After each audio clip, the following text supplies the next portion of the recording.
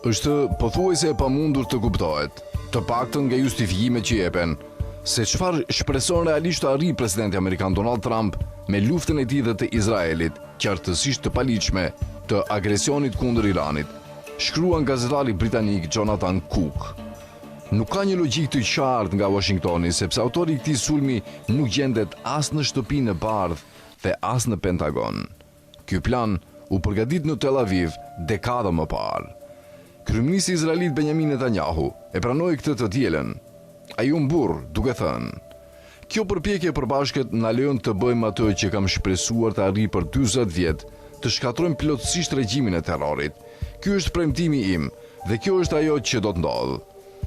Netanyahu ka shitur të njëjtin justifikim urgjent dhe absurd për të sulmuar Iranin gjatë gjithë kësaj kohe. Për 40 vjet, çdo vit është shpallur si mundësia e fundit për të ndaluar mullahët e çmendur që të marrin një bombë që kurrë nuk u shfaq. Ndërkohë, arsenali bërthamor i vet Izraelit, i pa deklaruar dhe përrjedhoj, i pa kontrolluar, ka qenë një sekret i hapur.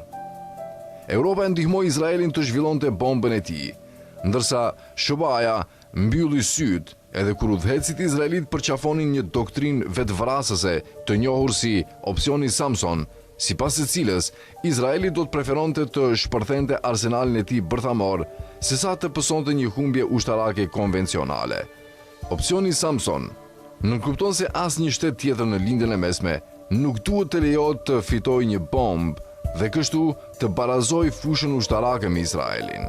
Është pikërisht kjo premis që për dekada ka udhëhequr politikën izraelite ndaj Teheranit, jo sepse Irani ka treguar dëshirë për zhvilluar një armë, as sepse mullahët e çmendur do të ishin aq budallënj sa t'i përdornin kundër Izraelit nëse do t'i kishin, shkruan Cook.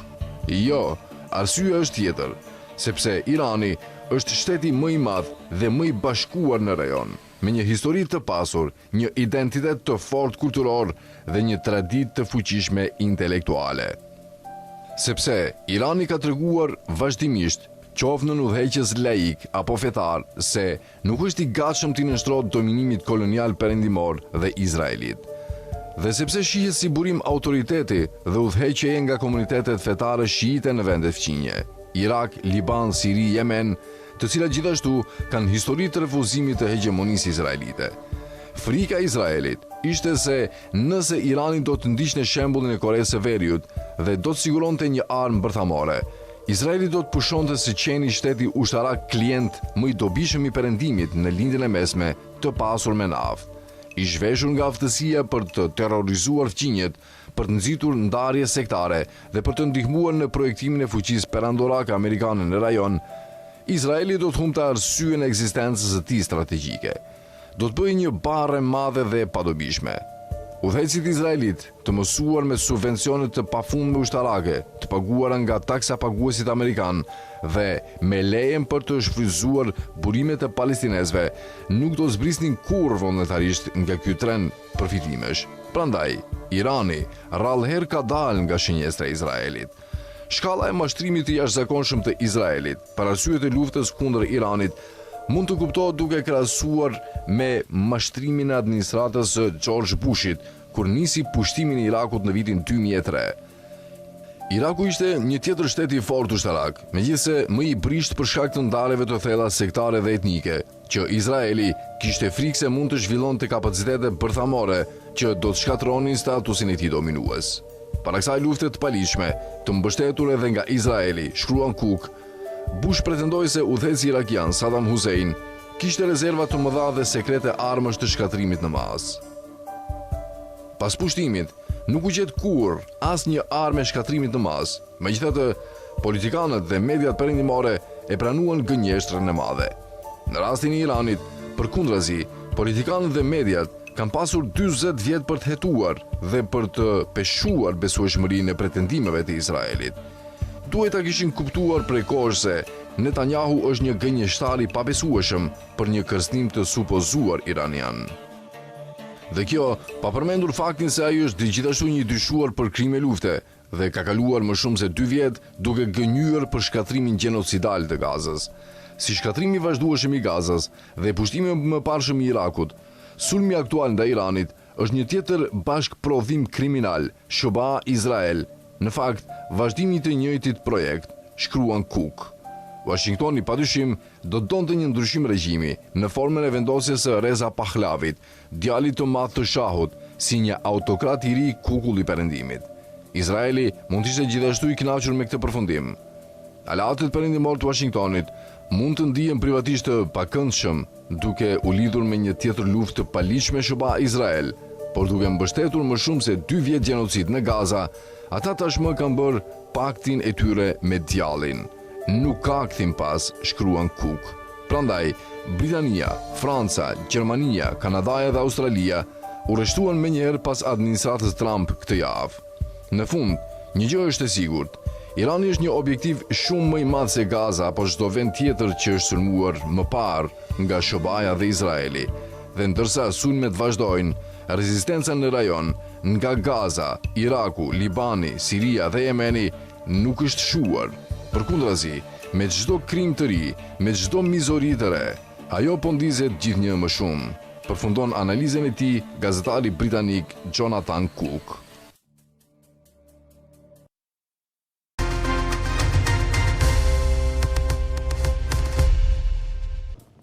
Historikisht, Shobaja ka demonstruar fuqinë e saj përmes ndërhyrjeve në shtetet më të vogla përpara se të niste luftra strategjike më të mëdha. Zhvillimet e fundit që lidhin Venezuelën dhe Iranin sugjerojnë se Washingtoni mund të jetë duke u përpjekur të ndjekë një sekuencë të ngjashme gjeopolitike. Pushtimi i Panamas parapriu luftën e gjirit, duke ndihmuar në krijimin e një modeli të projektimit të fuqisë amerikane. Ndryshe nga Iraku në vitet 1990, Irani është ushtarakisht më i fortë, më koheziv brenda vendit dhe më i lidhur në nivel rajonal. Rritja e Rusisë, Kinës dhe aleancave të jugut global e bën shumë më të vështirë për Shoban të përsërisë sukseset e saj të mëparshme. Kohezioni i brendshëm i Iranit, rrjetet e tij rajonale dhe zhvendosja më e gjerë drejt një rendi global multipolar sugjerojnë se modeli i vjetër i projeksionit të fuqisë amerikane nuk ka gjasa të funksionojë sërish.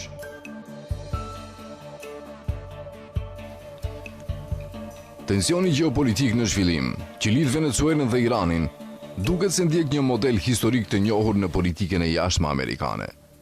Në momente kritike të tranzicionit global, Shobaja shpesh ka përdorur ndërhyrjen dramatike kundër shteteve më të vogla për të demonstruar forcën ushtarake, përpara se zgjerojnë ndikimin e saj në rajone strategjikisht të rëndësishme. Ky model ndihmoi në përsaktimin e epokës së hershme pas luftës së ftohtë. Megjithatë, përpjekja për të riprodhuar të njëjtin model sot mund të përfaqësojë një gabim të thellë strategjik. Midisi global që i lejoi Shobas të projektonte fuqi dërmuese në fillim të viteve 1990 ka ndryshuar thellësisht, shkruajnë në analizën e tyre gazetarët Remzi Barut dhe Romana Rubeo. Në dhjetor 1989, Shobaja pushtoi Panaman dhe arrestoi udhëhecin e saj Manuel Noriega. Operacioni u justifikua publikisht si një përpjekje për të luftuar trafikun e drogës dhe për të rikthyer demokracinë. Megjithatë, pushtimi kishte edhe një qëllim tjetër. Ai shërbeu si demonstrim i fuqisë ushtarake amerikane në një moment ku balanca globale e fuqisë po ndryshonte në mënyrë dramatike. Bashkimi Sovjetik ishte në prag të shpërbërjes dhe Washingtoni kërkonte të afirmohej si forca dominuese në rendin e ri ndërkombëtar. Panamaja, një vend relativisht i vogël dhe politikisht i cenueshëm, prej kohësh i varur nga Shobaja, ofroi një skenë ku fuqia ushtarake amerikane mund të shfaqej me rrezik të kufizuar. Mesazhi ishte i qartë. Washingtoni kishte kapacitetin ashtu edhe vullnetin për të riformuar qeveritë dhe sistemet politike kudo që e konsideronte të nevojshme. Menjëherë pas pushtimit të Panamas, Shobaja nisi luftën e gjirit kundër Irakut në vitin 1991, pasi Bagdadi kishte pushtuar Kuvajtin. Ndërsa lufta u paraqit publikisht si një operacion për çlirimin e Kuvajtit, ajo i mundsoi Washingtonit të vendoste një infrastrukturë të gjerë ushtarake në gjithë lindjen e mesme. Bazat amerikane u përhapën në gjithë gjirin persik, duke forcuar dominimin amerikan në një nga rajonet më strategjike të botës. Së bashku, Panamaja dhe Iraku formuan atë që dukej si një model i suksesshëm gjeopolitik, një ndërhyrje dramatike kundër një shteti të vogël për të demonstruar fuqinë amerikane e ndjekur nga një fushatë e madhe ushtarake që riformësonte rendin politik të një rajoni të tërë.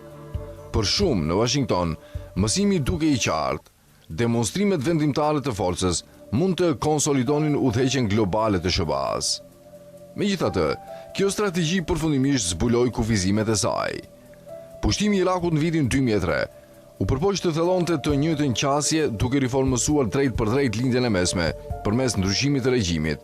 Në vend të kësaj, ai prodhoi paqëndrueshmëri të zgjatur, nxiti konflikte sektare dhe kontriboi në ngritjen e grupeve të armatosura si ISIS-i, duke destabilizuar rajonin për vite me radhë. Megjithse pushtimi tregoi fuqi ushtarake tërmuese, ai dështoi të siguronte kontrollin politik afatgjat që Washingtoni kishte synuar. Në retrospektiv, Iraku shënoi fillimin e erozionit të modelit që ishte demonstruar për herë të parë në Panama. Zhvillimet e fundit sugjerojnë se Washingtoni mund të jetë duke u përpjekur të ringjallë elemente të kësaj strategjie. Rrëmbimi i presidentit të zgjedhur të Venezuelës, Nicolas Maduro, ndodhi pak para përshkallëzimit të presionit ushtarak amerikan dhe izraelit ndaj Iranit.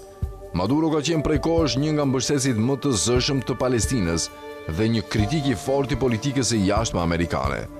Venezuela gjithashtu mban marrëdhënie të forta diplomatike dhe ekonomike me Iranin, duke reflektuar aleanca më të gjëra politike mes shteteve që shpesh e paraqesin politikën e tyre si pjesë e një përpjekjeje më të gjerë kundër dominimit perëndimor.